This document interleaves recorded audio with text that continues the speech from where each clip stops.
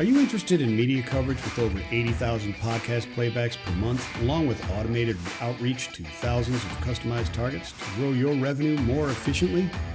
With over $8 billion in new sales pipeline growth delivered to our partners so far, we can help. Please reach out for more information. Hey everybody, welcome to Supply Chain Innovators. I am Mike Vincent, and my guest today is Brent Orsuga. We've been trying to put this together for a while, man. You're an incredibly busy guy. Busy is good. I will take it. It really is. And that's why there's all these Inc. 100, Inc. 5,000 and stuff like that. Success doesn't come by just, saying, hey, put out a shingle and then sit back and wait for the business to come. You got to work your butt off. I don't know if you knew this or not, but you're founder of Pinnacle, right? Pinnacle Growth Advisors. How are you, man? You doing well? Yeah, good. I mean, look, it is a very busy time in the industry. Certain roles are in more demand than others, and we can tap into that. But I see health from my lens, which is a good sign for the overall industry personally. That is fantastic. From where I sit, which is I don't have the catbird seat that you have, nor the experience that you have. But from my perspective and the lens that I look through, it seems like it's preparation for what is suspected to be coming over the next year, right? And laying foundation for that, and maybe taking a bit of advantage of those that might be out there with a book of business. Yeah, we can get into capture that. I think first and foremost, just for your audience too, just where I'm going to talk from is the lens of really we place people in three areas. So I feel like I can speak in each. It's going to be the asset side, it's going to be that 3PL brokerage, and it's going to be freight technology. Really, those are three even different profiles. So me having access to all different kinds of companies and leadership and conversations in those sectors gives me a little bit of a different lens for the overall, like I said, industry.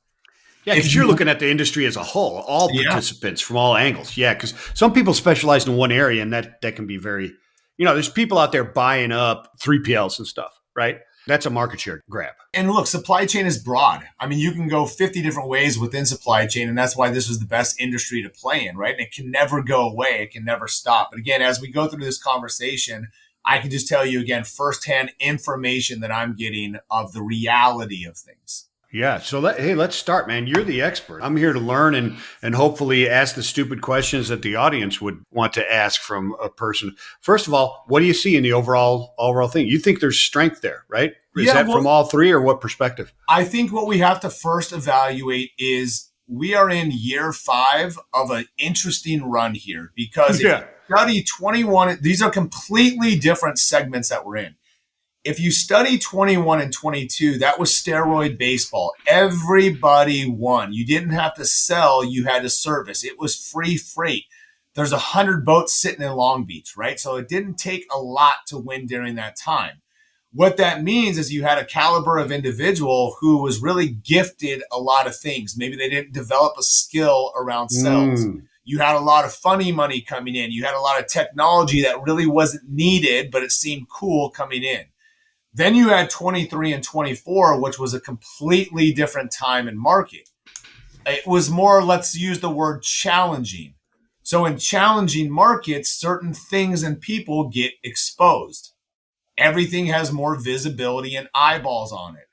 Now, as we go into 25, what I'm seeing is when I talk about health, I'm saying that companies seem healthy because they've done reductions. They've evaluated every vendor and partnership. They've added less tools, not more. So I think in those evaluation type years, like a 24, you can actually really get yourself into a situation where, like you said, you can be forward facing and really be healthy for any kind of rebound. So when I use the word healthy, I'm coming from that dynamic, if that makes sense. It makes 100%. I used to argue back in the day, what you do now in the current cycle, whatever it be, up, down, transitory, up or transitory down, it doesn't matter because that is always happening. Whatever you're doing now sets the foundation for the next cycle. And it seems obvious, right? That's what it is. But it seems like our industry forgets it all the time. Let's stay there because, again, we can evaluate where some of the changes I'm seeing. A lot of the companies that we all know have traditionally scaled and grown through what I'm going to call the Freight 101 model. You go out and get some kids who are 23, you teach them the industry, you pay them low, You know you're going to lose money on them for 6 to 8 months. You pray, hope, and wish that works. To me, there's a time and a place for that. That's not right now. So companies now are being more selective, and they're choosing what I'm going to call their dollars different. They would rather go out and pay a proven producer $100,000 than two newbies 50. And again, pray, hope, and wish they work. It's a better bet. So you're seeing less seats, higher quality. That, again, makes me a healthy organization. Is that a difficult thing to do right now, given what we went through for the last 4 years? Just because, like you said before, there are people who didn't develop the skills that were just knocking it out of the park, man. Yeah, it's difficult in the sense that I think there's a lack of actual sales training out there. I think that's a big deficit. I think companies got so busy, they didn't properly train or onboard people. And Michael, onboarding is, hey, go sit next to Billy and listen on a headphone. And that is never going to be a scalable, something you can replicate at a high level. Right. If a company, again, can invest in actually teaching people how we do things, what our story is, where our strengths are, we're really good in these sectors, in these lanes, this is our pricing. You are now equipping me with the proper tools and resources to sell your product or service at a high level. How much are companies really investing in these? One of the questions I love to ask is, okay, we went through the process to find this person. Monday morning, 8 a.m., walk me through what happens. Yeah. And the looseness around that will be an absolute game changer for me if I even want to send somebody there, if you want the truth. And that's an interesting concept because, I mean, now we're talking about your services specifically. Yeah. And I agree with that philosophy. It's much better from both sides, right? I've always talked about, well, not only does the employee need to sell themselves, they need to make sure that that company this is the right one. And so that company needs to either sell themselves to them or you've got to dig to understand what you're buying if you're hiring on to another place, right? And that didn't occur during the expansion. It was like, oh, you breathe, here's a phone. And not just that, but even during, again, the winning seasons, people were just throwing money at people. Hey, you have experience. I need people. Here's 10 more grand, 20 more grand. Now, again, you got to remember, these companies can't miss. So now interviewing is more in depth, but not just that, but now the candidates, to me, they feel more educated on the market and what they're looking for, what they'll sign, what they won't sign, what I need. If a company's asking me for a book of business, my antenna may go up and I may run away. So now they're asking deeper questions about how do you handle your operations? What kind of tools, resources, software am I going to have? So they're getting a little selfish so that I am set up to win. Because if I'm not set up to win, you're not going to win. So interviewing now has become more two-way street than ever before, if you want the truth. Yeah, and I would imagine that the savvy companies are looking for those individuals that are going to really what would be considered maybe in the past fronting them or dissing them by saying, well, what are you going to offer me as an employee? Like, I'm not just here begging for a job. No, right? And that's the thing in markets. But that's the guy you want or a girl you want, right? And I have this conversation all the time. I said, I tell these companies, the people you want are working for somebody else. You have got to give them a reason to move. Give them a reason. They're not just going to jump for the sake of jumping. If I'm in my late 30s, early 40s, and I'm going to restart somewhere, I better make sure that I'm going to be able to win fairly quickly. Because now here's the other thing that no one's really talking about, Michael. There's a lot of short leashes. Companies don't have a long runway where they want to pay you for 6, 8, 10 months and not see an ROI.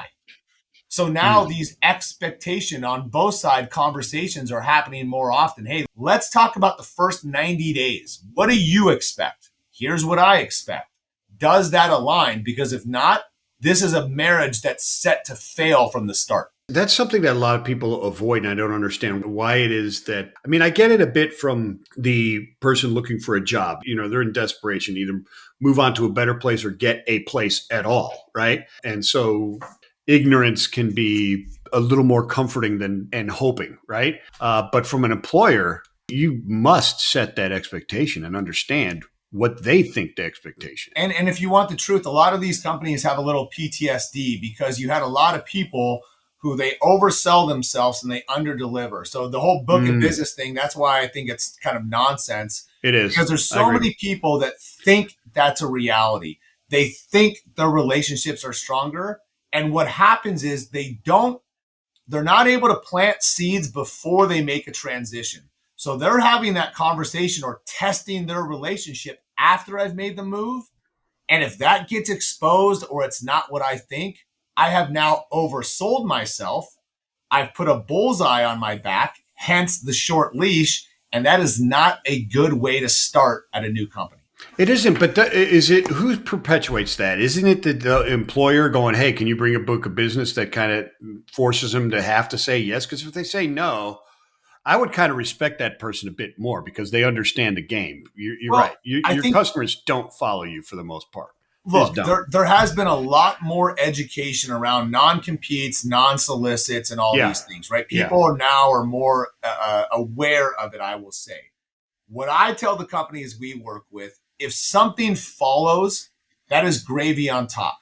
What you are buying is industry knowledge, the individual and their work ethic and their hunger, because you can't teach that.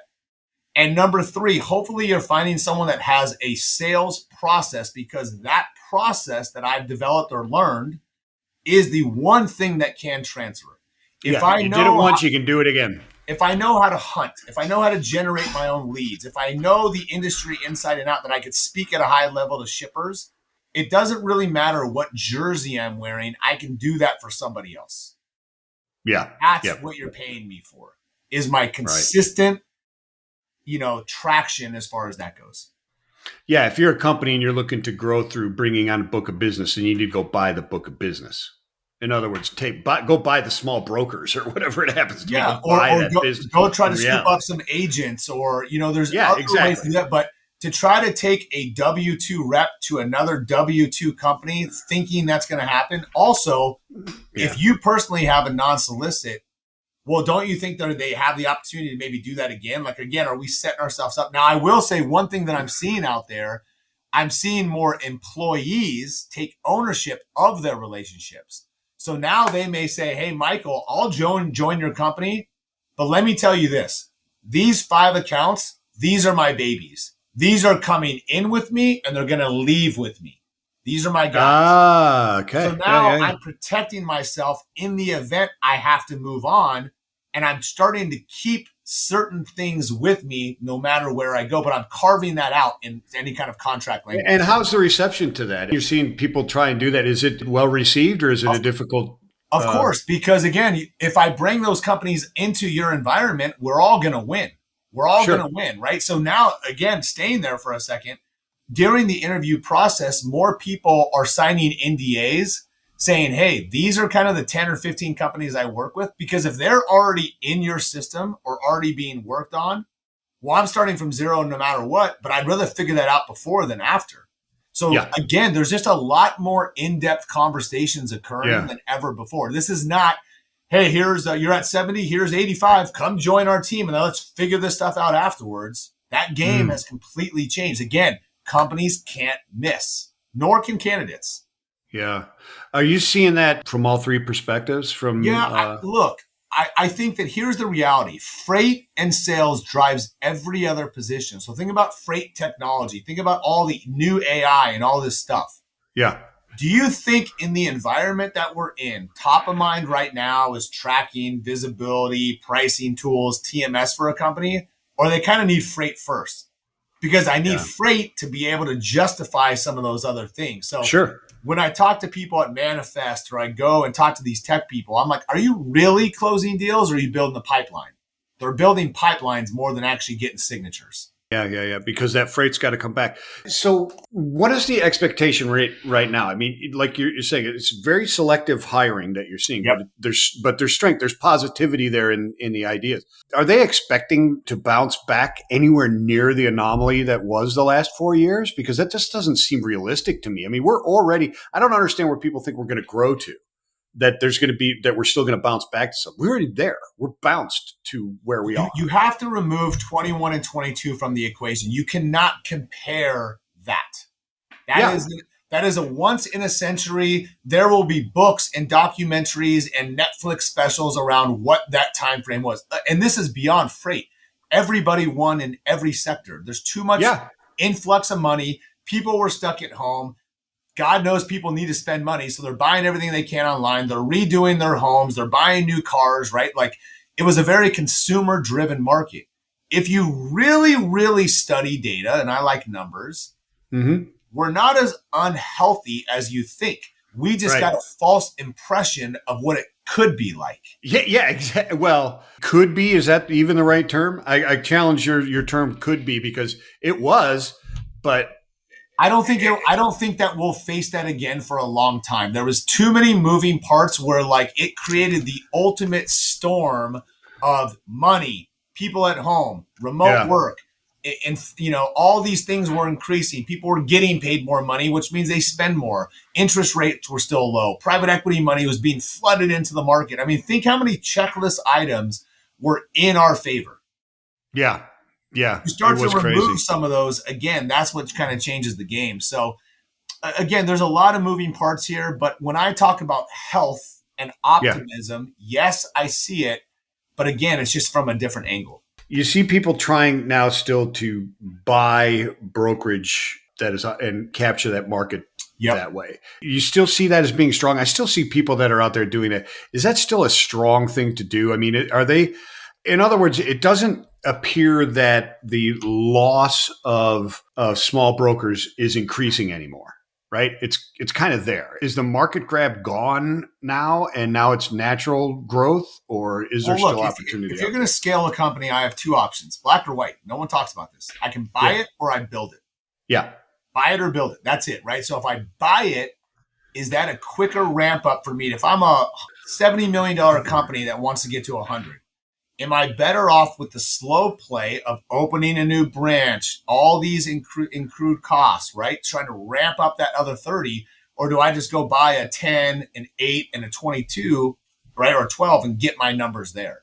Yeah. So there's no right or wrong. I think the problem is, what are those companies worth? What is their real value? You're a broker. You're a transactional spot board, dry van. Hey, I'm cheapest on this lane on this day. So all the numbers have been skewed too. This is not some 4, 5, 7x multiple that's going on out there. So if I am a company in the 10, 20, $30 million range, is it smart of me to even sell? What am I selling? Am I selling short?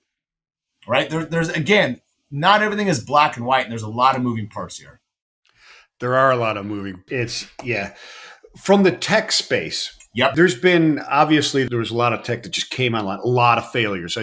Everybody knows multiple people that jumped from one industry into tech and then immediately were gone. Where do you see the shakeout in that area? Well, I think anybody that went to Manifest can justify. We heard the word AI about 1,500 times, right? That is, and you can translate 90% of it into BS, really. It's the new wave. It's the new buzzword. What you have to understand about this industry is unique. It is blue collar. It is old school. It is, bullhorns on desk in certain region type stuff.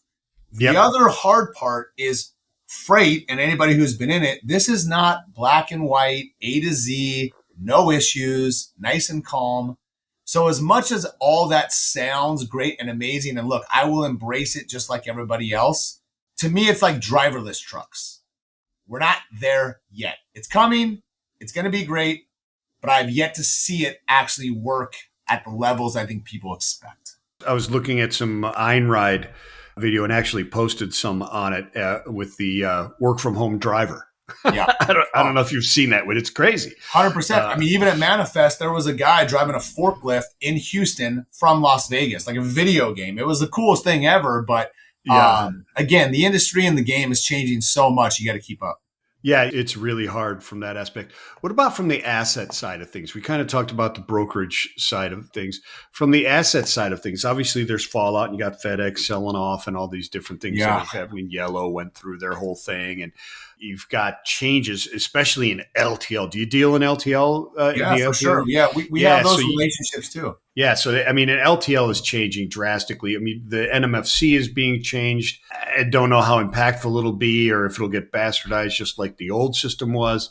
But what are you seeing in from the asset side? Yeah, look, I think a lot of what you're going to see is the major players, all the people that we know, right? The JB Hunts, the Schneiders, the Werners, the XPOs of the world.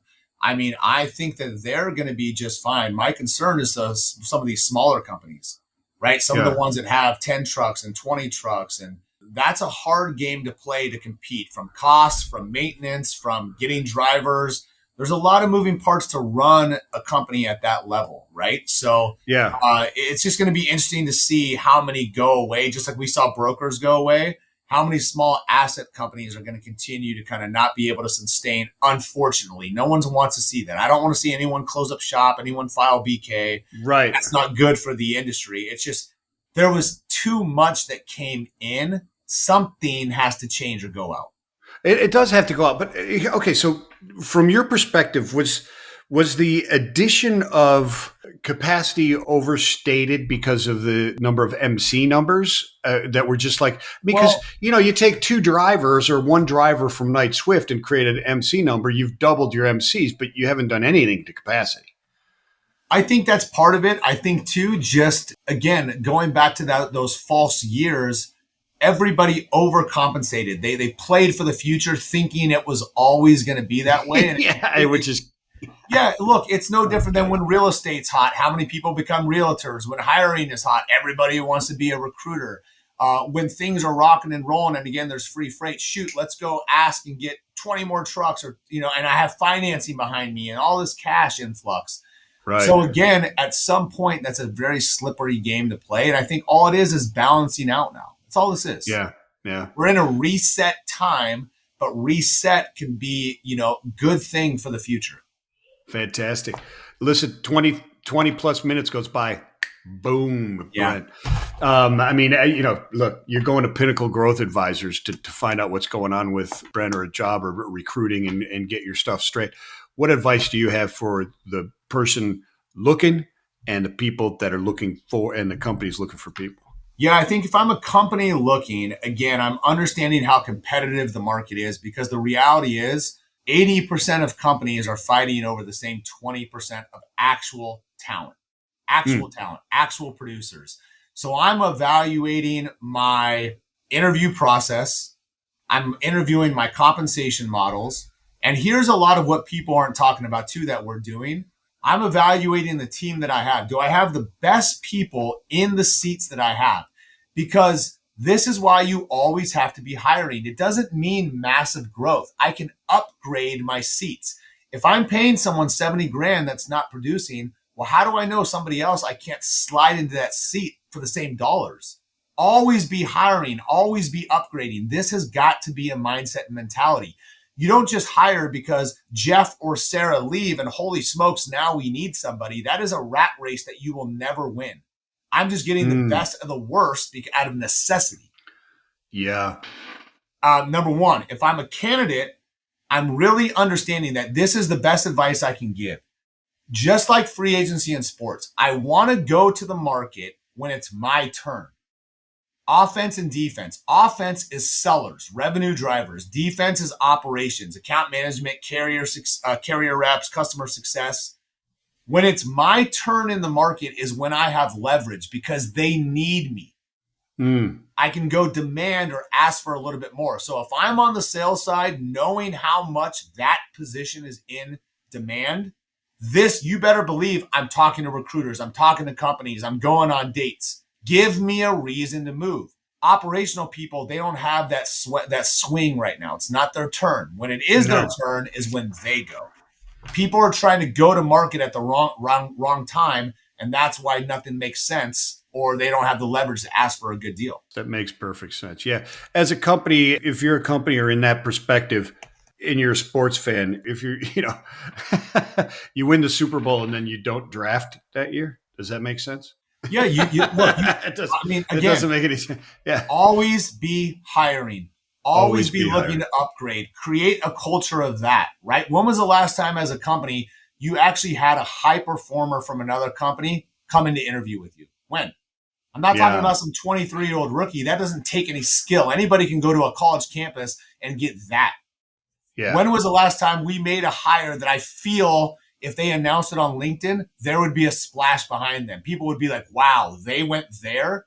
When was the last time you did that? That's why we partner with so many companies, because we're able to bring those caliber of people. You don't need me for a Freight 101 person. Gotcha. You need me to go steal someone away from one company and have them show up at your door. That's how you build a high-performing culture. Yeah. Fantastic. That's excellent stuff. Hey, Brent, I really appreciate you coming on, my friend. Yeah, Pinnacle Growth Advisors. Check it out and follow Brent on LinkedIn. I learn a lot from you, my friend. I truly appreciate it, my friend. I appreciate it. Just trying to help people out, help everyone win. That's what the name of the game is. Right on. I love it. Hey, everybody, Supply Chain Innovators, thank you for tuning in, and peace and love.